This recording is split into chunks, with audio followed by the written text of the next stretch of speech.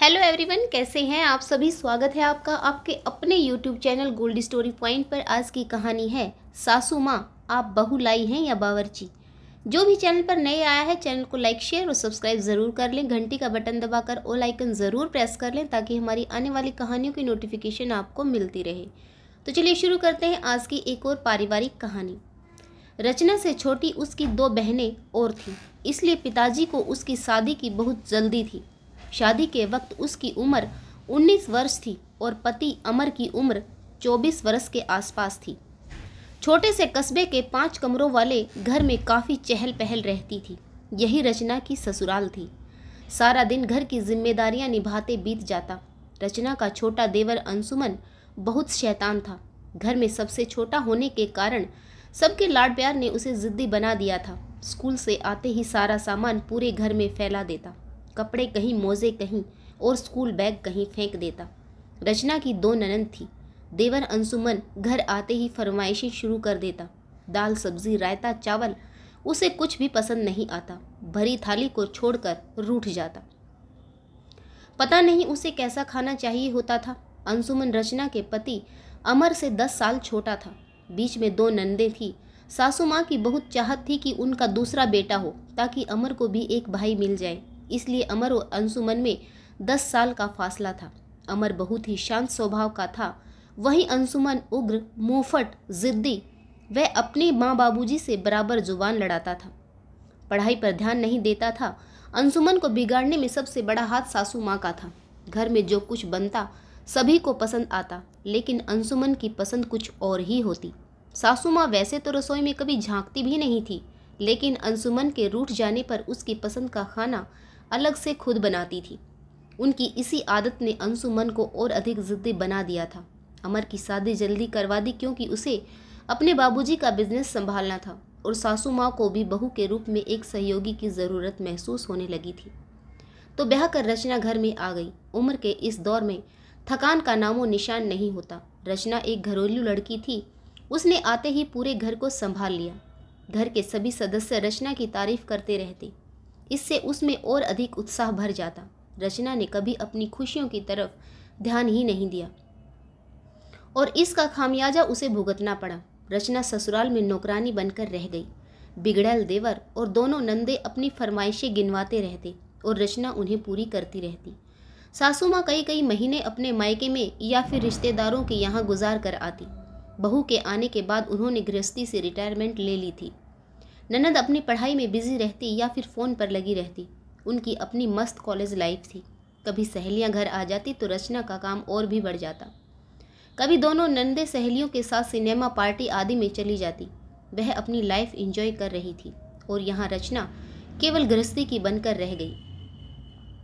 मायके के नाम पर उसे 6 महीने में एक दिन का अवकाश मिलता था।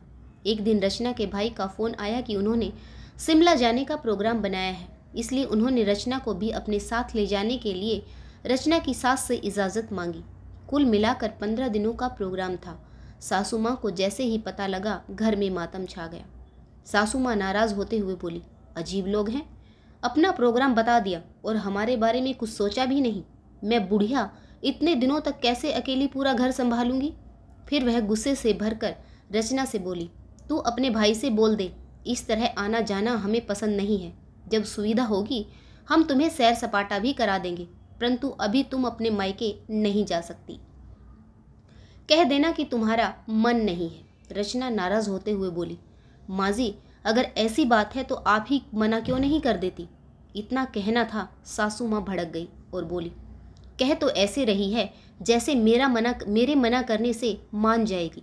तुम भाई बहनों का पहले से ही प्रोग्राम बना हुआ था, मुझसे पूछना तो महज एक फॉर्मेलिटी है। रचना को भी गुस्सा आ गया और वह पैर पटकती हुई अपने कमरे में चली गई। शाम को अमर घर लौटा तो घर में तूफान से पहले की शांति थी।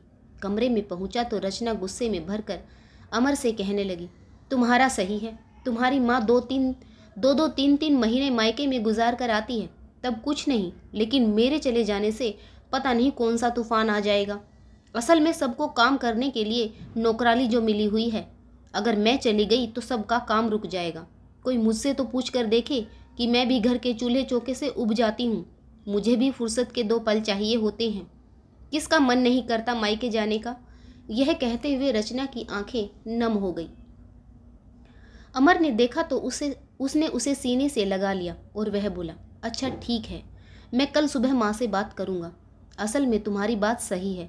तुम्हारे जाने के बाद न तो समय पर नाश्ता मिलेगा और न ही रात को बढ़िया डिनर। माँ से कुछ कह नहीं सकता, वह हमेशा ही नाराज़ रहती हैं। उन्हें तो हमेशा अपने छोटे बेटे की ही पड़ी रहती है। जैसे शादी करके मैं तो पराया हो गया, कभी ढंग से बात भी नहीं करती। अगले दिन सुबह अमर हिम्मत करके बाबूजी के साथ जाकर बैठ गया। वहाँ पर सासू माँ भी चाय पी रही थी। तो अमर बोला, जाने भी दो माँ, कुछ दिनों की ही तो बात है, और फिर तुम्हारी मदद करने के लिए अर्चना और शोभा भी तो हैं। सब काम हो जाएगा, आप ज़्यादा टेंशन मत लिया करो। इतना कहते ही सासू माँ भड़क गई और गुस्से में बोली, बड़ा आया बीवी की तरफदारी करने वाला। मेरे मना करने से वह कौन सा मानने वाली है। उनका तो पहले से ही प्रोग्राम पक्का है। मैंने किसे रोका है? तुम्हें जाना है तो तू भी चला जा। और फिर सासू माँ ने दबे स्वर में कहा, जोरू का गुलाम कहीं का। यह शब्द अमर ने सुन लिए और उसका मूड खराब हो गया। बिना नाश्ता किए ही घर से चला गया। सासू माँ ने नाराज़गी जताते हुए इजाज़त तो दे दी, लेकिन इससे घर का वातावरण काफ़ी बोझिल हो गया। वह किसी से ढंग से बात भी नहीं कर रही थी। रचना को बात बात पर कुछ न कुछ सुना रही थी। देखते ही देखते वह दिन भी आ गया जब रचना को अपने मायके जाना था। अगले संडे अमर रचना को छोड़ने उसके मायके गया। स्टेशन पर रचना का भाई उन्हें लेने आ गया। रचना मायके में आकर बहुत फ्रेश महसूस कर रही थी। उसे पूरे 15 दिनों की छुट्टी मिली थी। इस बार तो बहुत एंजॉय करेगी। शिमला की वादियाँ, सब कुछ कितना अच्छा होगा। यह सोच सोच कर रचना मन ही मन बहुत खुश हो रही थी।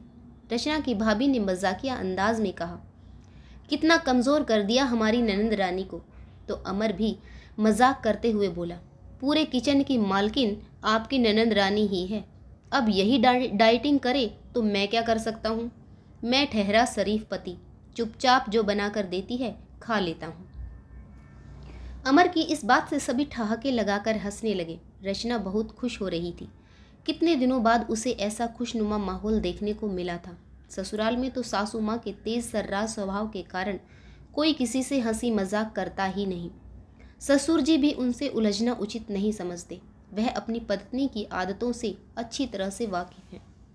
ससुराल में कोई किसी से मजाक नहीं करता, विशेषकर सासू माँ की मौजूदगी में। पता नहीं उन्हें कौन सी बात बुरी लग जाए और फिर तिल का पहाड़ बना दे। शाम को ही अमर रचना को उसके मायके छोड़कर अपने घर लौट आया। रचना ने कई दिन खूब मौज मस्ती में गुजारे। फिर वह शिमला घूमने गई। भाभी ने दिल खोलकर शिमला में शॉपिंग की। सभी के लिए कुछ न कुछ लिया। रचना ने भी अपनी सासू माँ बाबूजी के लिए शॉल, नंदों के लिए आर्टिफिशियल ईयररिंग्स, देवर अंशुमन और पति अमर के लिए उपहार लिए। घूमने के बाद घर पहुँचे तो काफ़ी थकान हो रही थी। सभी ने डिनर किया और फिर सोने चले गए। अगले दिन रविवार था। सभी सदस्य देर तक सो रहे थे। रचना को ससुराल में जल्दी उठने की आदत थी, इसलिए वह सुबह जल्दी उठ गई। उसकी माँ ने उसके लिए भी चाय बना दी। माँ बेटी दोनों बैठकर चाय पीने लगी। साथ में बातें भी हो रही थी। रचना की माँ ने पूछा, तेरी ससुराल में सब ठीक चल रहा है ना? जमाई सा तेरा ध्यान तो रखते हैं ना? माँ ने बहुत प्यार से रचना के सिर पर हाथ रखा। रचना की आंखें नम हो गई और वह बोली, माँ आप इतनी चिंता ना किया करें। अमर जी बहुत अच्छे हैं और मैं अपनी ससुराल में बहुत खुश हूँ। छोटी मोटी बातें तो होती ही रहती हैं। फिर रचना की माँ बोली, बेटी मुझे तुमसे एक बात कहनी थी। मेरी बात को समझने की कोशिश करना। तुम्हारी भाभी तुम्हें टूर पर ले जाने के बिल्कुल खिलाफ थी। दोनों में खूब बहस हुई थी। वह तुम्हारे भाई से कह रही थी कि तुमने मुझसे पूछे बगैर दीदी को साथ ले जाने का प्रोग्राम बना लिया। पहली बार हम फैमिली टूर पर जा रहे हैं। सारा मज़ा किरकिरा हो गया। दीदी को बुलाने से पहले एक बार मुझसे पूछ तो लेते, प्राइवेसी भी कोई चीज़ होती है। रचना की माँ बोली, बेटा मैं भी सुनकर बहुत हैरान हुई थी। तुम्हारी भाभी तो हमेशा ही तुम्हारा बहुत ध्यान रखती है। तुम्हारे भाई ने सोचा था कि तुम्हें कहीं घूमने फिरने का मौका नहीं मिलता। तुम्हारे पिताजी और मैंने शिमला जाने से मना कर दिया था, इसलिए तुम्हारे भाई ने सोचा कि उसी बजट में तुम्हारा भी घूमना फिरना हो जाएगा। परंतु यह बात तुम्हारी भाभी को बिल्कुल भी पसंद नहीं आई। मैंने यह बात तुम्हें पहले नहीं बताई क्योंकि तुम्हारा घूमने जाने का सारा मूड चौपट हो जाता। फिर रचना की माँ रसोई में दैनिक कार्य निपटाने चली गई। रचना आंखें बंद करके चुपचाप सोफे पर लेट गई। सोचने लगी, यह दुनिया कितनी अजीब है। यहाँ पर हर इंसान एक चेहरे पर दूसरा चेहरा लगाकर घूम रहा है। भाभी ने एक अच्छी भाभी होने का रोल खूब अदा किया। अगर माँ नहीं बताती तो मुझे पता ही नहीं चलता। सही समय पर माँ ने मुझे सही रास्ता दिखा दिया ताकि मायके में मेरा सम्मान बना रहे। भैया तो मेरे अपने हैं, लेकिन भाभी भी अच्छी है, जिनकी मुझे ले जाने की इच्छा नहीं थी, लेकिन पूरे टूर पर मेरे साथ बहुत अच्छा व्यवहार किया। अब यह बात मुझे अमर और उसके घर वालों से छुपानी होगी क्योंकि मायका तो मेरा अपना है। कितनी मुश्किल से 15 दिन की छुट्टी मिली थी। अगर पता होता तो मैं प्रोग्राम बनाती ही नहीं। अब जो हुआ सो हो गया। मुझे भी अपने चेहरे पर एक मुखौटा लगाना होगा। रचना सोचने लगी, मैं यह बात अमर जी को भी नहीं बताऊंगी। उन्हें भी यही एहसास होगा कि मेरे दिन बहुत खुशी खुशी बीते, यानी मुझे भी चेहरे पर चेहरा लगाना सीखना पड़ेगा। मुस्कुराहट का कोई मोल नहीं होता, कुछ रिश्तों का कोई तोल नहीं होता। लोग तो मिल जाते हैं हर मोड़ पर, हर कोई आपकी तरह अनमोल नहीं होता। आशा करती हूँ आज की कहानी आपको ज़रूर पसंद आई होगी। अपनी प्रतिक्रिया कमेंट बॉक्स में लिखकर ज़रूर दें। कहानी पढ़ने के लिए आप सभी का एक बार फिर से बहुत बहुत धन्यवाद। जय हिंद, वंदे मातरम, भारत माता की जय। जय जवान जय किसान।